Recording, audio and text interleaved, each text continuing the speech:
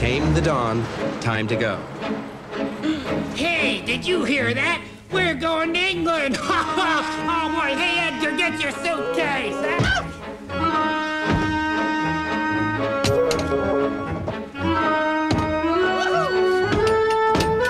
Hey, say, does anybody know what the in-flight movie is? Oh, I hope it's Raiders.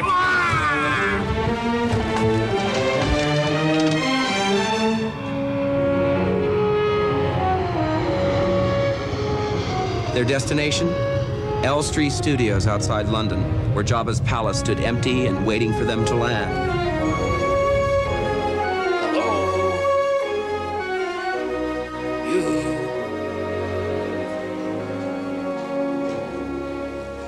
You. Hey, did everybody go to lunch? What's going on here? Hey. Hello in TV land. They were a bit disoriented at first. Even Salacious B. Crumb, Jabba's right-hand bird. Tim Rose spoke for him. Hey, Edgar. What'd you bring me to a place like this for? Look at all these freaks around here. It's really disgusting. That one over there, I don't even know what it is. Can't tell what's the head and what's the tail. Ugh. And that Jabba guy, old Big J as we call him around here, well, he's the worst of all. Jabba was certainly the hardest of all to create. George said his first design looked too human. Second try, too snail-like. Number 3 was just right. Jabba was the largest, most complex puppet ever built for a movie. He was constructed the same way the smaller creatures were. His head and neck had to accommodate 2 main operators. They would be joined, for most shots, by other puppeteers located elsewhere in Jabba's body.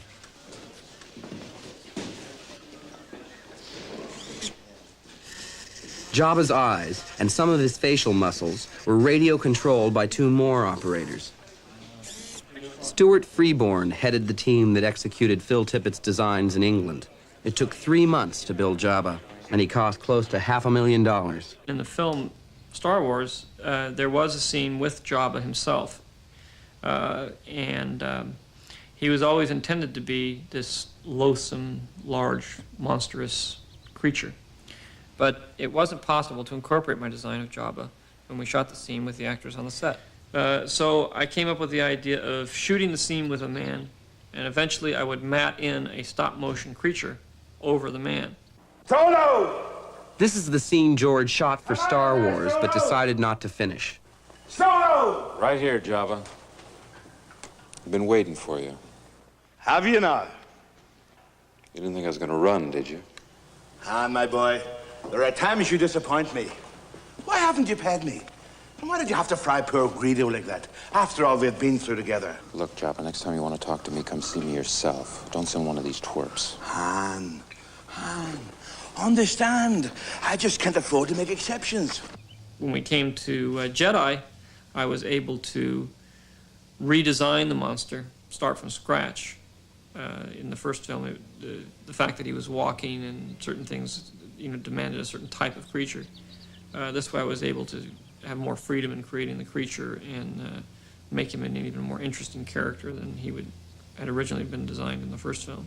Jabba needed a lot of help getting around. Finished, he weighed over 2,000 pounds. He also needed help getting himself, not to mention his act, together. Here's a working drawing of Jabba, showing where his heart and soul, his operators, were located. I operate Jabba's right arm and the jaw of his mouth, and I do the voice at the moment to make the lip sync. And between Toby and myself, we do the body movements, the rocking of the whole figure. And yeah, well, I'm the silent brain hemisphere. I do the left hand and the tongue, and that goes in here. And my right hand is free inside the head, and basically works this head control, tipping it left and right, front and back, and up and down. I have one other control that can swivel the head, revolve it, and for certain shots, I have things like the tongue here, where my hand goes. I have a couple of cable controls that do snarls around the mouth, and using my feet and the weight of my body, I share with David the job of actually moving the body about. These hand controls here, these two, operate the twitches round the corners of the mouth, middle of the mouth, lower jaw, and also the nostrils.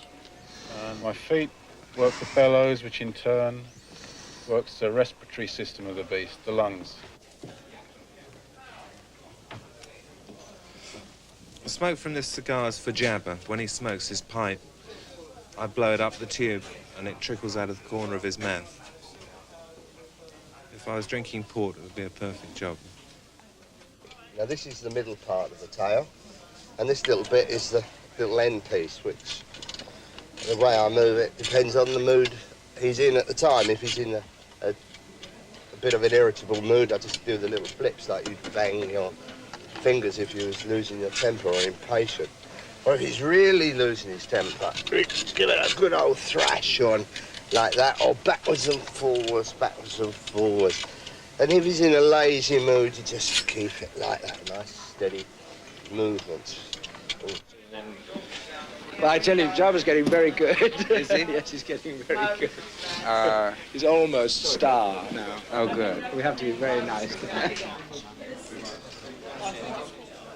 I like this tattoo. He is what he is. That's the thing. He doesn't pretend to be anything else. He doesn't feel the need to be charming or anything. He's just an unpretentious, very straightforward guy. Can you munch your lips again, Dave? Lovely.